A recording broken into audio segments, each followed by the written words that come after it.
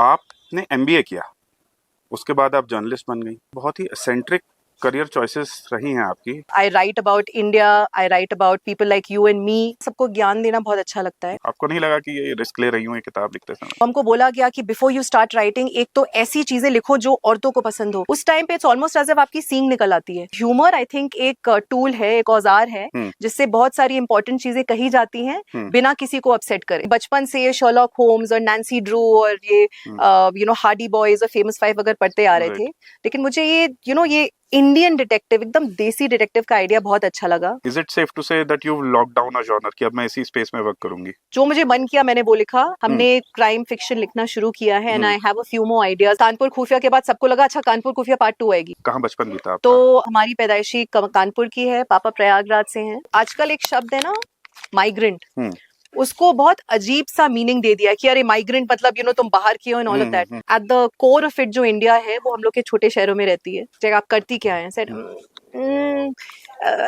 Advertising. अब तो आपके अडेप्टेशंस हो रहे हैं आपकी बुक्स के, डेडलाइंस होंगी, प्रेशर्स होंगे। बेचारी वर्जीनिया वुल्फ ने पूरी किताब लिख डाली है, रूम ऑफ माय ओन। उनको रूम नहीं मिला तो हम कौन सी खेत की मूली है।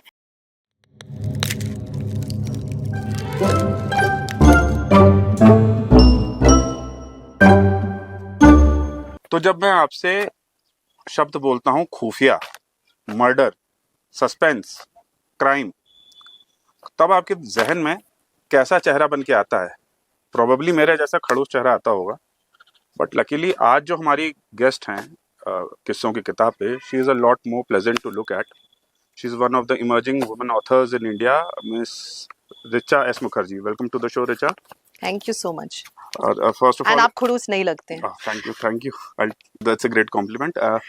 रिचा, आपका evolution as an author has been very interesting. So before I delve into your books, let's discuss that. तो आपने MBA किया, उसके बाद आप जर्नलिस्ट बन गई, क्राइम बीट कर रही थी, फिर आपने एडवर्टाइजिंग किया, and then you became an author. So मैं कहूँगा बहुत ही एसेंट्रिक करियर चॉइसेस रही हैं आपकी। कुछ उसके बारे में रोशनी डालेंगी उस पर? जब हम लोग जिंदगी जी लेते हैं देन वी लुक बैक, तो इंटेलेक्चुअलाइज करना में मजा आता है। But when we are in that situation I think एक होते हैं ना, सब लोग कहते हैं अपने आई वर्क फ्रॉम माई गट, जो मेरा दिल कहता है, जो मेरा मन कहता है, उसी पे ज्यादा हमने अपने सारे डिसीजंस को बेस किया है। ऐसा नहीं था कि हमारे घर में ऐसे इन्फ्लुएंसेस थे कि कोई जर्नलिस्ट है और कोई एडवर्टाइजिंग में है। लाइक यू सेड, ये बहुत डिस्पैरेट चॉइसेस हैं, लेकिन हमारे घर में इन माय फेवर एक चीज थी, अपने आप को एक्सप्रेस करना गुनाह नहीं था। एंड हमारे father was in the government service. बहुत सारे हमारे पूरे वे फ्रॉम यूपी, सारे 90% of the family, even extended family is in the civil services. But I don't remember a single point जहां मेरे पिताजी ने कहा कि कर लो, ट्राई कर लो, बहुत प्रतिभा है इस सर्विस में, और देश की सेवा भी हो सकती है, for women it's really nice. तो हमने सब वो सुना, but then I just said देखते हैं, बिकॉज हम लोग ना जब बहुत बचपन से हम लोग को सिखाया जाता कि तुम या ये बनो, ये बनो, ये बनो, वो प्रेशर हमारे पर नहीं था। And we tend to forget कि जब प्रेशर नहीं रहता है तो जो हमारी नेचुरल प्रतिभा होती है, जो नेचुरल हमारे टैलेंट्स और स्किल्स होते हैं, वो उभर के आते हैं। तो बिकॉज हमारे पर वो प्रेशर नहीं था, वो एक्सपेरिमेंटेशन हमेशा से था। और दूसरी बात और है कि हम लोग पिताजी ये रेवेन्यू सर्विसेज में थे, तो हम लोग बहुत मूव करते थे। तो वो एक्सपीरियंस जो है ना, वो सब देख देख के, सुन सुन के, जब इतना बदलाव आता है तो ये सब चीजें बहुत होती हैं, और जब जहन में रह जाती हैं तो वो सब तो था ही। और फिर उन्होंने कहा अपनी तुम पढ़ाई पूरी करो, फिर देखना। My sister went into civil services, वो कनाडा वाली सिविल सर्विसेज में चली गई। मेरी जो 2 सिस्टर्स हैं वो भी पब्लिक हेल्थ में हैं। लेकिन हमारा ऑब्जेक्टिव ये था कि उस टाइम पे ऑब्वियसली इन्फ्लुएंसेस इतने होते हैं, जो फ्रेंड्स कर रहे हैं, MBA करना था, ये वो। लेकिन आई थिंक स्टोरी टेलिंग जो थी, दिस लव ऑफ वर्ड्स, वो हमेशा से था। And I come from this big fat family. अभी हम लोग परिवार के बारे में बात कर रहे थे। कानपुर, लखनऊ, जहां जहां जाओ वो रात में वो नमक और वो क्या बोलते हैं मूंगफली खाते हुए, पता नहीं कहाँ कहाँ की भूत की कहानियां, ये वो कहीं पुराणों से कहानियां, मतलब कहानियां has been a very very staple diet in my family. तो बचपन से I have been brought up on that story telling. तो after my college life I think मुझे थोड़ा इंटरेस्ट आया कि कॉमर्स में किया, वो भी ये भी नहीं कि मतलब आर्ट्स में किया हो तो नेचुरल प्रोग्रेशन हो. तो एक्सप्रेस इंटेंशन नहीं था, लेकिन वो धीमे धीमे मुझे थोड़ा रियलाइजेशन हुआ कि स्टोरी टेलिंग आजकल के तारीख में what allows me to do it. तो मुझे जर्नलिज्म का ख्याल आया. Then I did that. वो भी अच्छा था. ऐसा नहीं था कि आजकल हर जगह सब लोग रील्स बनाते रहते कि ऊब गए इसलिए. नहीं. और ये एक्चुअली गलत बात है. सारे जो इन्फ्लुएंसर्स बोलते रहते हैं, कुछ बोलते हैं कि ये 9 to 5 जॉब्स है, सब छोड़ दो. नहीं, देयर आर मेनी पीपल जिनके 9 to 5 जॉब्स और 9 to 10 वाले जॉब्स में उनको बहुत मजा आता है करने में, बहुत सेटिस्फैक्शन मिलता है. तो उसमें कोई खराब बात नहीं है. तो आई एंजॉयड माई सेल्फ. लेकिन उसके बाद क्योंकि हमने 2 साल जर्नलिज्म कर लिया, डिग्री भी कर ली, फिर पापा ने बोला सुनो अभी तक हमने कुछ नहीं कहा है, एक कोई वो होता है ना फॉल बैक. एंड कोई गलत बात नहीं थी, बिकॉज उसका डिफरेंट एक्सपोजर आया. तो हमने कहा ठीक है, हमने आपकी बात मान ली, MBA कर लेते हैं. लेकिन MBA कर लिया, उसके बाद फिर जब प्लेसमेंट एजेंसीज आई तब उसमें एक एडवर्टाइजिंग एजेंसी थी. तो ऑफ कोर्स मेरा जो अंदर से जो ये एक्सपेरिमेंटल कीड़ा है वो निकला. And then I landed up in an ad agency. तो बेचारे पापा काफी दुखी हो गए कि मतलब कौन कौन सी कंपनीज आई और तुम जाके एक एडवर्टाइजिंग एजेंसी में घुस गई. But again like I said, everything is meant to be and I'm a big believer in अगर बिना डर के, बिना बहुत ज्यादा सोचे, बहुत ज्यादा ओवर इंटेलेक्चुअलाइज करे हुए तुम डिसीजंस लो, तो जो what is meant to be will come your way. तो जो 10 साल हमने एडवर्टाइजिंग में स्पेंड किए, उसमें ऐसा नहीं कि हमने it was preparing me for writing, but उसमें कितने एक्सपीरियंसेस थे. हम क्लाइंट सर्विसिंग में थे, इतने टैंट्रम्स, इतनी सारी स्टोरीज लिखनी पड़ती हैं, क्लाइंट्स को पिच करना पड़ता है. तो पेशेंस जो होता है as a writer which is of immense value. तो patience, being able to translate a thought into a cohesive paragraph, ये सब जो स्किल्स हैं, and managing people, managing and empathizing, because ये scripts में we were always imagining कौन कैसे behave कर रहा है. Sometimes you're a housewife, sometimes you're this. So I think for those 10 years it really helped me, तो basically along the way जितने भी skills आते गए, वो एक sort of एक तालाब में जाते गए. And when I decided on my maternity break, जब कोई time नहीं रहता है, then I just, वो कहते हैं ना, थोड़ा pause आता है, थोड़ा ठहराव आता है, तो you're like ठीक है, अभी मन क्या कर रहा है करने का. उस टाइम पे मन किया कि एक कहानी लिखो अबाउट, और उस टाइम एक्सीडेंटल प्रेगनेंसी के बारे में कहानी थी, मेरी दुनिया में वही चल रहा था. तो मैंने फिर से अपने मन की बात सुनी और लिख डाली. And that was the beginning of the story. And 5 किताबें हो चुकी हैं. And I write about India, I write about people like you and me, and I right with humour. So I think कुछ तो लोगों को पसंद आ रहा होगा. तो अपनी बात सुन ली और उस कीड़े की बात सुन ली. So I am thankful for that. अच्छा, your first novel, I didn't expect to be expecting. It's a very humorous take on pregnancy. बहुत गंभीर सब्जेक्ट है, तो उस पे ह्यूमर ऐड करना there was bit of a risk.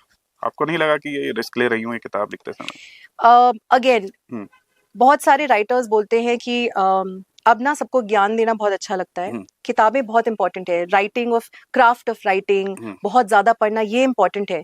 लेकिन सब एक पैंतरा सब पे काम करें, दैट इज नॉट इम्पॉर्टेंट. तो हमको बोला गया कि बिफोर यू स्टार्ट राइटिंग, एक तो ऐसी चीजें लिखो जो औरतों को पसंद हो, चिकलिट लिखो, राइट वुमेन. आई सेड ये कुछ नहीं है, हम वो स्टोरीज लिखेंगे जो हमको बताने का मन कर रहा है. एंड उस पॉइंट इन टाइम पे मेरे वो एक क्या बोलते हैं थॉट जो सर्वोपरि था कि हम वापस इंटीग्रेट कैसे हुए. There are so many stages in a women's life जहां पे ऐसे हो जाता है कि it's not like a natural thing कि ठीक है you had a baby, you go back into the workforce.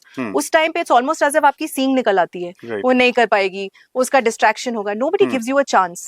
तो आई थिंक वो कंटेक्चुअल इंस्पिरेशन था. तो मैंने सोचा ठीक है उसके बारे में लिखते हैं. तो मुझे एक्चुअली लाइक यू सेड बहुत सीरियस टॉपिक था, लेकिन हमेशा से हमारे दुनिया को, लोगों को देखने का नजरिया हमेशा कोकी रहा है कि हम गुस्सा नहीं होते हैं, हम देखते हैं कि अच्छा ये ऐसे क्यों कर रहा है. Like I always do this observational kind of. तो ऐसी किताबें भी हमको पसंद आती थी, लाइक ये PG वुडहाउस और ये हावर्ड जेकब्सन और ये सब चीज, और इवन प्रेमचंद की जो सबको लगता है वो बहुत गंभीर कहानियां लिखते थे, but he used to write humour as well.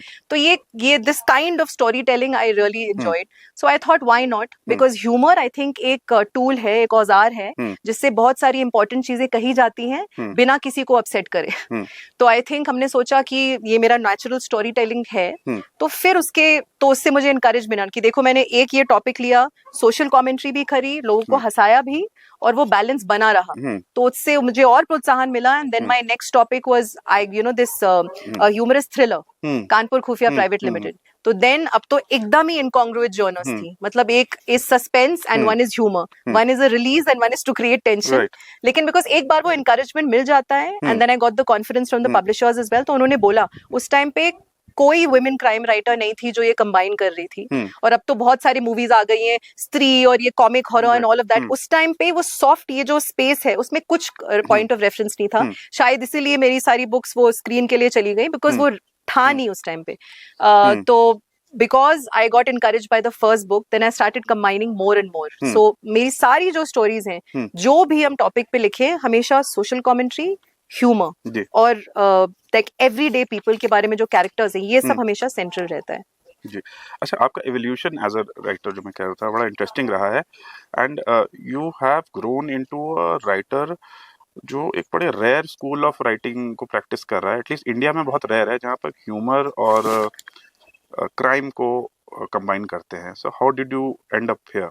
तो इसका स्टार्टिंग पॉइंट था, जैसे हम समझा रहे थे कि कानपुर खुफिया प्राइवेट लिमिटेड था, तो उसमें ऑलरेडी मुझे जो स्टोरी लाइन है, जैसे स्क्रीन प्ले पार्लेंस में बोलते हैं लॉग लाइन, जहाँ पे पूरे एक संक्षिप्त वे में द लॉग लाइन है, उससे पूरी समराइज हो जाती है स्टोरी। तो मुझे पता था I wanted to write detective fiction, क्योंकि बचपन से ये शर्लॉक होम्स और नैन्सी ड्रू और ये हार्डी बॉयज और फेमस फाइव अगर पढ़ते आ रहे थे, लेकिन मुझे ये ये इंडियन डिटेक्टिव, एकदम देसी डिटेक्टिव का आइडिया बहुत अच्छा लगा। एंड देन आई रियलाइज ठीक है, आई मीन डिटेक्टिव के बारे में तो लिख लेंगे, लेकिन मेरा नेचुरल स्टाइल ह्यूमर है, उसका क्या करें। देन आई रियलाइज कि मेरा टाइप ऑफ थ्रिलर डिक्टेट करेगा कि हम ह्यूमर में कैसे लिख सकते हैं। तो then I made a decision कि हम hardcore crime thrillers, dark crime, psychological वैसा वाला क्राइम नहीं लिख सकते हैं। जो हमारा नेचुरल स्टाइल है वो भी थोड़ा टंग इन चीक है, तो जैसे हमारा जो क्राइम का चयन था, वो भी उसी के बेसिस पे था कि लेट्स डू अ सॉफ्ट। तो हमारा जो कैटेगरी है उसको बोलते हैं कोजी क्राइम थ्रिलर्स, ताकि जहां पे it's about, you can write about people, you can write about emotions, you can make it funny and you can write about crime. तो आई थिंक वो थोड़ा डिलिबरेट था उस पॉइंट पे कि ये decision allows my natural writing style to be combined with suspense. तो ये हो गया एक बार। तो फिर उसके बाद वंस दिस फॉर्मूला वर्कड, उसके बाद फिर I think I got more एम्बोल्डेंड। उसके बाद इसका पार्ट 2 भी आया, कर्स ऑफ कुलधरा, जहाँ पे मैंने एक श्रापित टाउन, कर्स ऑफ कुलधरा जो टाउन है वहाँ का हिस्ट्री सब लोग जानते हैं, तो वो मैंने कॉन्टेक्स्ट लिया, थोड़ा हॉरर का एलिमेंट भी ऐड कर लिया, बिकॉज एक बार something that meets with a degree of a small level of success, then you get encouraged, right? So then I extended the repertoire to a little bit of horror. तो फिर उसमें comedy, suspense, horror वो भी डाल दिया, and then vigilantes जहाँ पे बहुत ज्यादा social commentary है, and like you said, ये serious topics जो हैं across my books, Chayan, I've written about consent, I have written about gender debates and differences and divides. I've written about molestation, I've written about divorce and बहुत सारे ऐसे serious topics. But I just feel that जिन्हों, instead of looking at them as victims, अगर तुम you understand the people who have gone through this as human beings and you translate that environment into a very like a human way, तो सब लोग समझ भी जाते हैं और सोचते भी हैं। And my objective is लोगों को not in a preachy way, entertain them, पर उनको सोचने पे भी थोड़ा मजबूर करना। So I think this balance allows me. तो ऋचा, आपने पोएट्री से स्टार्ट किया था, correct me if I am wrong. उसके बाद you did a coming of age story, I didn't expect to be expecting. उसके बाद आप क्राइम पे आ गई, क्राइम, डिटेक्टिव, थ्रिलर्स। तो अब is it safe to say that you lock down a genre कि अब मैं इसी स्पेस में वर्क करूंगी? एकदम नहीं, बिकॉज आई थिंक जिस तरह the kind of a reader I am is, हम सब कुछ पढ़ते हैं, फ्रॉम द उपनिषद्स टू पापा की टैक्स की किताबें, to mythology, to crime, to drama, to speculative fiction, to romance, हम सब पढ़ते हैं। तो I think that is the way I am as a writer. Because हमको अगर एक बॉक्स में डाल दिया जाएगा कि तुम हमेशा के लिए, I mean lots of credit to people who stick to one genre, लेकिन हमसे होता नहीं है, because the story idea comes to me first, और वो किस जॉनर में जाता है वो हम बाद में डिसाइड करते हैं. तो यस, हमने क्राइम फिक्शन लिखना शुरू किया है, and I have a few more ideas in that regard. Plus ये सीरीज जो है कानपुर खुफिया, वो भी आगे जाएगी. लेकिन जैसे बीच में हमने एक्सेस बैगेज लिखी, तो कानपुर खुफिया के बाद सबको लगा अच्छा कानपुर खुफिया पार्ट 2 आएगी, लेकिन आई सेड नो.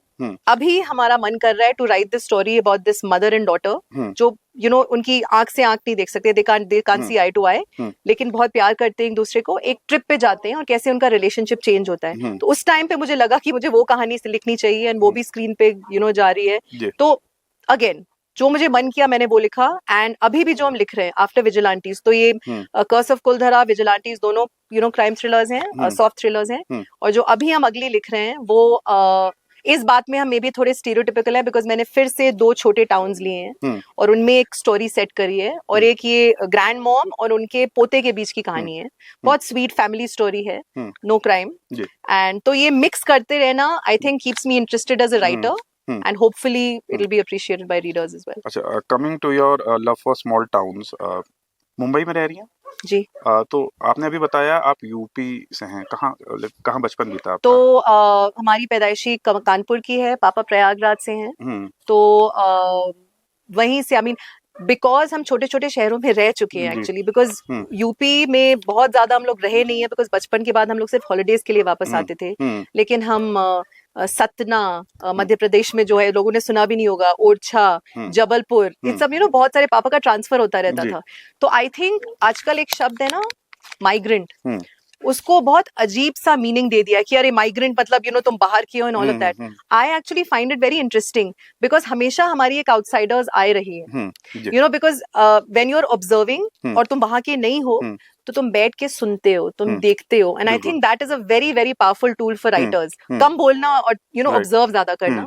तो I think it shaped me as a human being as well. तो I look at it is in a very interesting way कि हम इतने सारे स्मॉल टाउन्स में रह चुके हैं. आई जस्ट थिंक जो India at the core of it, जो इंडिया है वो हम लोग के छोटे शहरों में रहती है. एंड वहां पे जो ओल्ड वे ऑफ लाइफ था वो थोड़ा प्रिजर्व होके रखा हुआ है, and that is not a bad thing. तो बार बार genuinely I feel like dipping into that कि इंडिया के बारे में ऐसा नहीं है कि हम कभी बाहर के बारे में नहीं लिखेंगे या कुछ है. वो इट्स जस्ट दैट इंडिया के बारे में भी लिखने में इतना कुछ है कि जब तक मेरा वो एग्जॉस्ट नहीं हो जाता, हम बाहर की तरफ ट्रैवल करेंगे लेकिन लिखेंगे इंडिया के बारे में.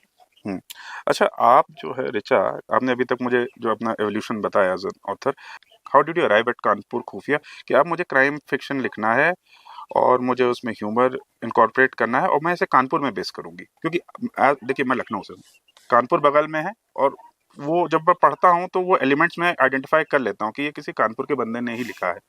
तो लॉक कैसे किया इसे आपने? देखिए ये तो बड़ी फनी कहानी है, क्योंकि ऐसा कुछ सोचा नहीं था. पहली किताब हो चुकी थी पहली, और पब्लिशर पूछ रहे थे अब क्या मूड है, तो I didn't know at that point in time. हम एक्चुअली नासिक में थे, एंड हमारा घर है वहाँ पे, पापा ने एक सेकंड होम काइंड, वहाँ पर पोस्टिंग हुई थी पापा की. तो हम जा रहे थे और हमने एक डिटेक्टिव एजेंसी का बोर्ड देखा, उसमें लोमड़ी बनी हुई थी. एंड बहुत फनी तरीके से पूरा उन्होंने एडवर्टाइजिंग करी थी कि हमारे पास सारे सारे क्या उपाय हैं, चीटिंग हस्बैंड्स, चीटिंग वाइफ्स. उन्होंने इतने मजाकिया तरीके से अपनी इतनी सीरियस सर्विसेज का वो किया, एडवर्टाइजिंग करी कि समथिंग जिसको, और ये जितने भी आइडियाज है ना चयन, वो इन द मोमेंट आते हैं एकदम से. तो I just looked at it and I kid you not, 10 minute बाद हम बस घर पहुंच रहे थे. By the time I reached home I was just like हम एक लिखेंगे इंडियन डिटेक्टिव के बारे में, and so and so, and उसकी पूरी फैमिली है. बहुत थिन सी लाइन थी, ऐसा नहीं है कि I thought out everything, but I wanted to write an Indian detective. और सेकंड आपका जो सवाल था अबाउट कानपुर, हैं तो कानपुरिया, तो basically some place that is familiar to you, और अगर एक नई चीज की शुरुआत कर रहे हैं तो you do it from a place of familiarity. ऐसा नहीं है कि हमको सब कुछ पता था. ये कितने सारे सीक्वेंसेस जो हमने लिखे हैं होली के बारे में जो हैं, इतनी सारी जगह हैं, हम लोग तो कुछ ही जगह जाते थे जब विजिट करने जाते थे. तो it help me appreciate where I came from even more, because इतने सारे रिलेटिव से बात करी, इतने सारे लोगों से बात करी, इतने सारे बुक्स किताबें पढ़ी, अब जहां से हम खुद आए हैं उसके बारे में लिखने के लिए. तो I think it was very interesting. तो डिसीजन हार्ड नहीं था कि why not, if I am writing an Indian detective who is a देसी, how can it be more desi than where I come from, right, Kanpur? Right, exactly. So that was a quick decision. तो वो दोनों फिर मिलाया, and like I mentioned about humor, that is just my writing style. तो फिर उसके बाद वो एक्सपेरिमेंट था कि उसको बैलेंस कैसे करें। तो लाइक आई सेड, एक ऑथेंटिक वॉइस जो होती है और अगर एक ऑथेंटिक स्पेस से आता है तो वो जो I think everything comes together finally. So you're writing full time now या साथ में कुछ और भी कर रही आई हैं? Am writing full time and I would like to आजकल काफी बातें चलती हैं कि you are your own person and it's all right. लिखना एक बहुत सॉलिटरी जॉब होता है, लेकिन जो सपोर्ट करने वाले होते हैं अगर घर पे ना हो, it is impossible to do it. And I give a lot of credit to my husband because we have all been, हम 20 साल की उम्र से कमा रहे हैं and for me to leave my hardcore structured job जहाँ सैलरी मिल रही है एंड ऑल ऑफ दैट, कितना टाइम लग गया मुझे। जब हम लिख रहे थे, मेरी जो पहली 2 किताबें थी was while I was working. तो जब भी हम अपने आप को इंट्रोड्यूस करते थे, I was still in advertising, तो बोलते थे my husband used to be with me and I used to say जब आप करती क्या है, said advertising and my husband's like, you're a writer, say it proudly, if you're a writer you're a writer. तो actually he worked on me and for 6 months पहले देखा कि क्या रिस्पॉन्स आ रहा है, फिर स्क्रीन डील हुई, तो he said ठीक है, पैसा जब आएगा आएगा, but I will support you and अभी तुम ये लिखना शुरू करो। बिकॉज एक बार जब कॉन्सेंट्रेशन एक चीज पे होता है तो वो अपॉर्चुनिटीज और वो एवेन्यूज बढ़ते रहते हैं, बिकॉज फोकस एक तरफ है। तो ये सेड बाकी छोड़ो, concentrate on this. So I would like to really give him credit. Behind sometimes, a lot of times behind very, decently successful women and happy happy writers, there are husbands and many other family members. बहुत अच्छी family की बात कही आपने रिचा। मैं आने वाला था उस पर अब, क्योंकि अब तो आपके अडेप्टेशंस हो रहे हैं, आपकी बुक्स के डेडलाइंस होंगी, प्रेशर्स होंगे, और ऐसे में फैमिली भी मैनेज करना है। And as a woman author, how are you managing both the responsibilities? Yes, of course your husband support. Yes, yeah, but on a daily basis तो husband तो कहीं और रहते हैं, right? तो ये जो घंटी बजना and क्या बनना है and dog and my daughter and everything, वो तो सब चलता ही रहता है। तो हम बहुत ज्यादा, like I said, हम बहुत ज्यादा जो हर चीज के बारे में सोचते नहीं है। I take a day at a time.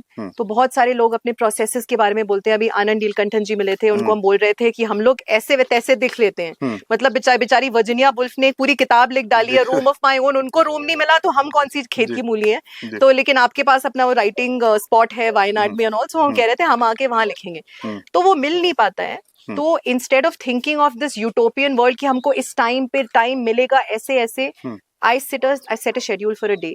इस दिन में 5 चीजें हैं जो हम प्रिडिक्ट कर सकते हैं, 15 चीजें हैं जो हम नहीं प्रिडिक्ट कर सकते हैं। तो उनके बीच में जो मुझे 2 घंटा चाहिए, वो हम आज मेरा ये है, आज मुझे इतना लिखना है। कभी कभी आर्टिकल्स लिखने पड़ते हैं, कभी कभी न्यूज़पेपर्स के लिए लिखना पड़ता है, तो उनकी डेडलाइन ज्यादा होंगी। लेकिन जो बुक्स होती हैं उनका और ज्यादा डिसिप्लिन रहना पड़ता है, बिकॉज कोई पुश नहीं कर रहा है, बट आपको कंप्लीट करना है, बिकॉज अदरवाइज फिर वो प्रोसेस बहुत लॉन्ग हो जाता है। तो इसीलिए I just keep my self कि मेरा वो जो शेड्यूलिंग होता है, बस कि मेरा वो राइटिंग का, वो हम सुबह एक बार डिटर्मिन कर देते हैं कि हमने निर्धारित किया है कि या तो ये दोपहर में होगा, शाम को होगा, रात होगा, लेकिन मुझे 2 घंटा या 2.5 घंटा निकालना है। वो कैसे भी हम निकाल लेते हैं। कुछ दिन नहीं हो पाता, for all the best planning, and then I am like there is always next day. Because जितना हम अपने आप को स्ट्रेस आउट करेंगे कि अरे नहीं हो पाया, उतना हमारा वो जो I guess my writing ability वो चली जाएगी और अच्छी राइटिंग हो नहीं पाएगी। तो हम बहुत ज्यादा सोचते नहीं इसके बारे में। Process, there is no process, बस रोज जो 2.5 घंटा है दैट इज सैक्रोसैंक्ट। उसमें हम जो भी फिल इन करें, या तो अपनी किताब लिखें या जो अदर कमिटमेंट्स हैं वो लिखें, बट लिखना रोज जरूरी है। बिल्कुल। अच्छा, मेरा आपसे आखिरी सवाल रिचा, आपकी जो अभी लेटेस्ट है vigilantes, it's a very intelligent word play in the name, तो उसके बारे में कुछ बताइए। And what is the book about? The book is about what the word suggests, aunties. और aunties को हमेशा एक चित्र दिमाग में आता है, घंटी बजा के चीनी दे दो, क्या चल रहा है घर में, नोजी पाकर्स बेसिकली। लेकिन ये सही नहीं है, बिकॉज जिन आंटियों के बारे में हम बात कर रहे हैं उनकी भी अपनी कैपेबिलिटीज हैं, क्षमताएं हैं, they have their own problems. तो हमने सबको एक जगह लेबल करके गैदर करके आंटीज बोल दिया, विच ऑलमोस्ट लाइक अ गाली हो गई है, वेरी आंटी। तो हम चाहते थे कि इस मानसिकता को थोड़ा अटैक करें कि तुम सोच रहे हो कि ये मिडिल क्लास सोसाइटी जो हम दिखा रहे हैं उसमें 5 आंटीज हैं, कुछ नहीं करती हैं, नोजी पाकर्स हैं, लेकिन ये एक्चुअली बहुत इंपॉर्टेंट चीज कर रही हैं, which is important for women, which is important for society, बस तुमको पता नहीं लग रहा है, बिकॉज ये इट्स अ सीक्रेट सोसाइटी। तो I wanted to challenge this mindset. तो एक पूरी क्रम्बलिंग सोसाइटी है, again in a Tier 3 city somewhere, Adhunik Vikas cooperative houses society, जहाँ कुछ नहीं होता है। एक टीनेजर है जिनका नाम है फिलाडेल्फिया वाघमारे, वो अपनी मदर के साथ रहती हैं, उनको इग्नोर करती रहती है कि मदर लड्डू बनाती है बैठ के, तो she thinks that her mother does nothing. तो एक क्राइम होता है जिससे उसको पता चलता है कि उसकी मदर का इन्वेस्टिगेशन शुरू हो जाता है. तो somebody who she didn't even think capable of a social personality outside the colony is involved in an investigation. Plus उनकी जो फ्रेंड्स हैं वो भी इन्वॉल्व हैं, और प्लस ये सीक्रेट सोसाइटी के बारे में उसको पता चलता है. तो वो अपनी इन्वेस्टिगेशन शुरू करती है कि ये हो क्या रहा है. तो धीरे धीरे वो यू नो इन्वेस्टिगेशन शुरू होती है, फिर फिलाडेल्फिया ट्राई करती है, पता चल अपना खुद इन्वेस्टिगेशन करती है. तो ऐसे वो स्टोरी अनफोल्ड होती है. तो उसमें बहुत सारा अगेन लाइक सस्पेंस है, ह्यूमर है, और ये बहुत सारी सोशल कमेंट्री है उसमें. एंड कितने सारे लोगों ने हमें बताया है कि it made me want to go and hug my mom. Because on a daily basis I think जो हम लोग के इर्द गिर्द रहते हैं, we take them for granted the most. हैं रहेंगे जब तक ये नहीं रहते हैं. तो this is one of those light hearted ways of making us appreciate who's around us, and also stopping this whole mindset of auntie uncle. Uncles को भी होता है. Like I remember मेरे हस्बैंड को जब पहले दिन अंकल बोला गया था, उसको ऐसे लगा कि हार्ट अटैक हो गया. और बेचारा हम लोग ने टेनेंट ने बोला था अंकल साइन कर दीजिए, बेचारा बैठ गया. सेड अंकल, मैं अंकल नहीं हूँ, ऐसे गाली नहीं है, डोंट वरी. सो ये दोनों के साथ होता है. तो इट्स नॉट नाइस कि हर जगह जैसी थोड़ा सा एज बढ़ती है, एवरीबडी इज लाइक तुम you are boring, you are this, you are that. But what is also true is कि हम लोग हर स्टेज ऑफ लाइफ में लेबल करते हैं. टीनेजर्स को भी लेबल किया जाता है, ये यंग अडल्ट्स को भी लेबल किया जाता है. तो we are also being labelled, but we are challenging it and saying look, we might be old, we might like to rest more than go partying, but there's so much more that we are capable of in doing. So that's what Vigilantes is about. आपने दूसरा और क्या पूछा था? About the name. The name, yeah. I think it came very naturally because I knew I was writing about aunties और ये investigation चल रही है. तो again, in a moment it just comes. कभी-कभी उस moment में नहीं आता. Like excess baggage was a title that my editor came up with. And अभी परसों she sent me a picture कि कैफे में बैठ के कोई लड़की पढ़ रही है. She sent me a picture from Harper. And I said I wish I could tell her that you came up with the title. Because कभी-कभी नहीं होता. For me, mostly like Vigilantes also, before I started writing it, I had the title. For all my other titles I knew. But ये वाला थोड़ा struggle था. तो Vigil, Aunties and the play was nice. But problem ये है कि when you're trying to be smart on paper and when you're trying to communicate, these are two different mediums. तो जब हमने बोलना शुरू किया, my publisher was like, Vigilantes, but Vigilantes का एक बहुत खतरनाक meaning होता है, somebody who's taking social justice into their hands. It's like, but that is not your natural style. I said, no, Vigilantes, it's not Vigilantes. So I think वो थोड़े booksellers भी थोड़े confuse हो गए. तो वही then when we tried to do the cover, तो हम लोग ने separate करने की कोशिश करी ताकि लोग समझें. And the visual of the binoculars and the aunties, तो hopefully इससे हो गया. तो कभी-कभी humor work नहीं करती है, थोड़ा explain करना पड़ता है. But it was an interesting title. बिल्कुल. Richa, best of luck for this book of yours and all your upcoming ventures. Thank you so much. Thank you for sharing your time with us. And आप लोग जाइए रिचा जी की किताबें पढ़िए, सब online उपलब्ध हैं, और पढ़िएगा, हमें कमेंट सेक्शन में बताइएगा कैसी लगी. हम जल्दी मिलेंगे आपको एक और ऑथर के साथ, एक और किताब के साथ. तब तक के लिए नमस्कार. Thank you.